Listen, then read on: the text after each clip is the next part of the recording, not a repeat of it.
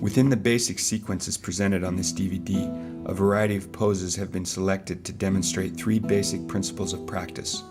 These principles help explain more clearly the essence of this yoga system and how it differs from other systems. As the principles are understood and mastered, this creates a context for working safely and developing a personal practice. The principles are back body breathing, spine mechanics, and flow in sun salutations.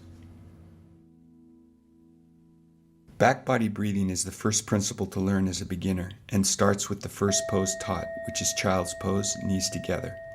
In this pose, the obstruction caused by the legs provokes a confrontation with typical breathing, which is primarily front body. By breaking the habit of front body breathing, a more evenly distributed breath is created, which has beneficial effects on your physiology as well as your psychology. It is a misconception that ordinary belly breathing, where the abdominal wall bloats outward, is beneficial for the abdominal organs. By learning to draw the navel in slightly as you inhale, your internal organs are supported, and this increases the peristaltic pressure that occurs naturally. Think of it as self-massage of your internal organs, where they're gently squeezed against a firm abdominal wall with each inhale and released fully on each exhale. In child's pose, the support of the organs is provided by the legs, so the realignment of the breath is a byproduct of the pose. Initially, shortness of breath may occur, but as you learn to soften and release the weight of your organs, you can create more internal space and develop more range in your breathing. By emphasizing back body breathing, you can also cultivate a deeper sensitivity to the more subtle energies within the body. If you look at the anatomy of the central nervous system and the oriental meridian system, a majority of the dominant channels are located in proximity to the spine. By keeping your awareness with the sensation of your breath into the back, you can begin to experience the subtle movement in the spine and its influence on these channels. Pay particular attention to the subtle effect the breath has on your spine at the back of the throat, back of the heart, back of the navel, and the floor of the pelvis. Principle 2 is spine mechanics. In one way or another, the spine is intricately involved in all yoga asana. There are 5 fundamentals of spine mechanics. The first is elongation. The spine is like a big slinky toy. It is designed to elongate and compress in the vertical axis, and although compression is not typically found in yoga. To lengthen a slinky, all you do is hold the ends and pull, or hold one end and release the other end so gravity does the work. The same is true for the spine. In downward dog, you can use both principles of elongation to move deeper into the pose. The shape of the pose lets you release the skull end of the spine to gravity and requires some effort to pull the tailbone end of the spine upward. To lift the tailbone end of the spine without muscular effort in the torso requires a deep softening in the hips, which invites the muscles of the legs to engage to keep the hips from collapsing. And to fully release the upper end of the spine requires a complete surrender in the shoulders, which invites the muscles of the arms to engage to keep the shoulders from collapsing. On each inhale, the fullness of the breath moves into the back, which produces a sensation of expansion across the collarbones, the shoulder blades, the back, and the pelvic floor, and a feeling of lightness where discomfort exists in the pose. On the exhale, there's a natural softening process that creates a feeling of heaviness in the shoulders and hips and an invitation to release deeper into the pose, while the necessary muscles of the legs and arms respond to the invitation to engage. There is also an inward movement of the diaphragm on the exhale, which draws the abdomen in slightly, which also supports the lengthening of the lower spine towards the tailbone. In the seated forward bend with crossed legs, the fundamentals of elongation operate in a similar fashion, except gravity is reversed on the spine. The length comes by lifting the spine through the back of the skull while simultaneously releasing the front body and the weight of the internal organs down. This will be explained in more detail in the spine mechanic principle of chest dropping. Like dog pose, tight hips can limit movement in this pose, and you may have to engage the top of the hip bone slightly forward so the pelvis does not collapse back, to reduce the curvature of the spine and create a more neutral position in the pelvis. On each inhale, the fullness of the breath moves into the back, with the spine rounding back slightly, one vertebrae at a time.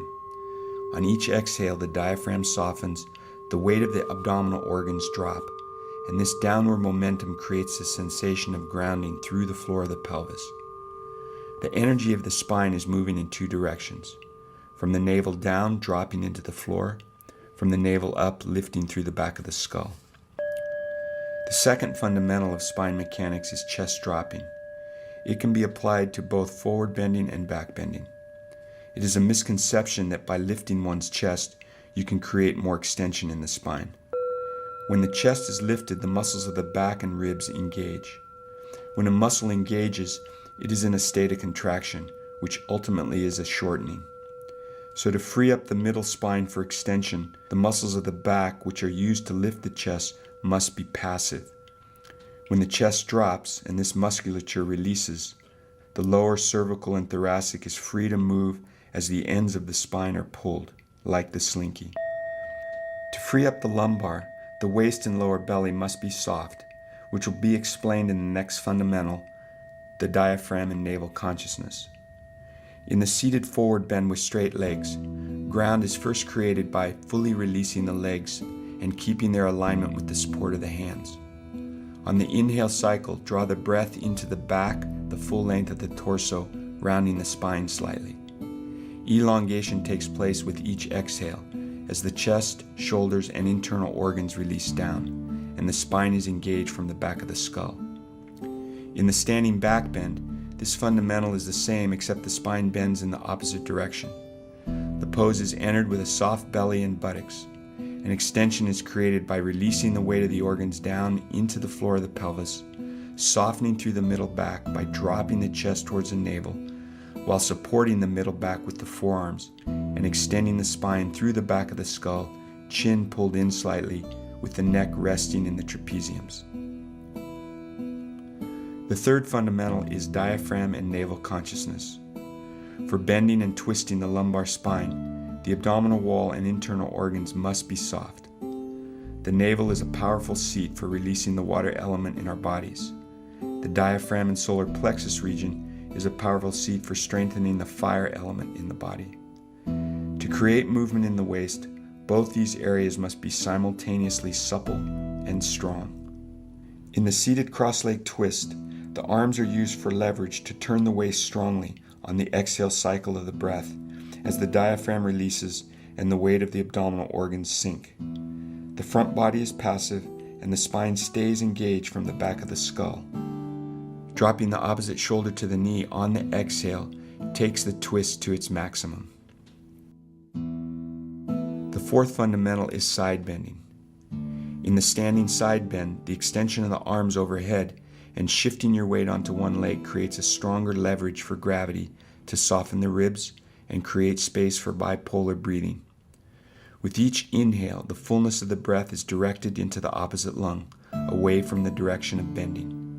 With each exhale, the side ribs in the direction of bending are softened, and you can release deeper into the pose. Touch your discomfort ever so softly with the sensation of your breath. The fifth and final fundamental is inversions. The first inversion is shoulder stand. Although the curvature of the neck is reversed, as long as the energy of the front body and throat is dropping, and excessive muscular force in the arms and shoulders is eliminated, the neck remains long and the spine is free to lift through the feet with the support of the hands. Be patient and keep re-releasing the musculature of the outer shoulders, side chest, and throat. In headstand, alignment of the torso with the legs and head into an anatomically neutral position where everything lines up precisely holds the key for releasing excessive muscular force. The work of the arms is only to keep the collarbone supported, lifting away from the floor, which offers some protection for an unstable neck.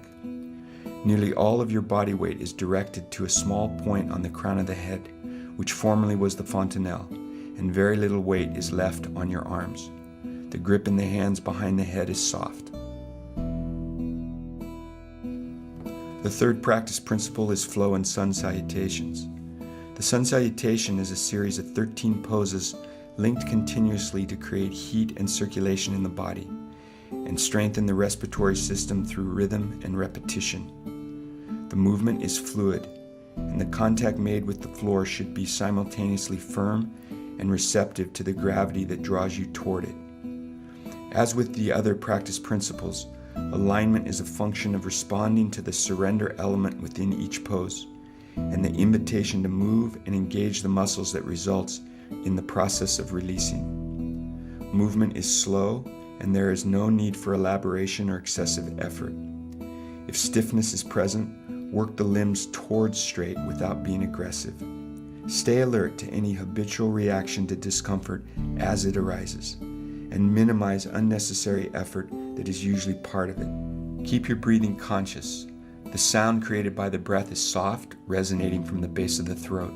The quality of the breath should be smooth, without fluctuation. Each individual pose sets up the next in both breath and movement, and it is in these transitions where additional concentration produces a seamless effect.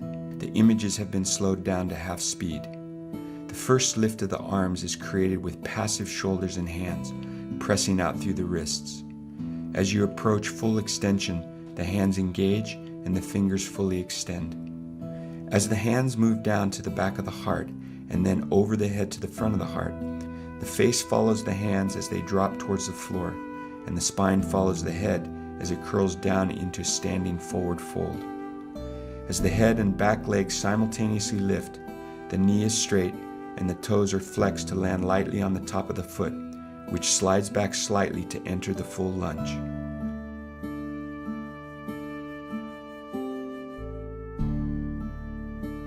As you leave the lunge, roll back over the toes without lifting the foot and step back into downward dog.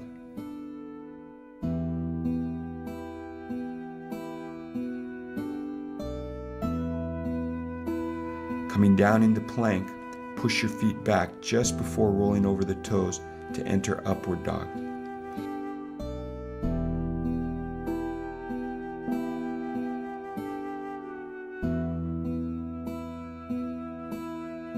As you return to plank, keep your feet still as you lower the torso, and when you're down, roll over the toes to initiate the momentum of moving back into downward dog. And if your arms are weak, push your forehead towards your navel to create a stronger lift in the spine. The back foot again rolls over the toes as you come forward into full lunge. The head drops back with the shoulders slightly forward, and the energy of the chest is dropping towards the navel. The neck is supported in the trapezius. Stepping forward with the back leg, the top of the back foot drags until placed on the floor, feet together. The bones of the feet are soft and the toes passive, with the soles of the feet receptive to the gravitational energy of the floor. When returning to standing, the head moves last, curling the spine up one vertebrae at a time with straight legs, the arms moving when the torso is nearly vertical, and repeating the extension of the wrists as the arms lift over the head. As you drop the hands, their proximity produces a gravitational influence on the crown, the third eye, the throat, heart, navel, and genitals. The exhalation cycle also creates a neurological release in the muscles and the connective tissue of the body, which is useful for stretching.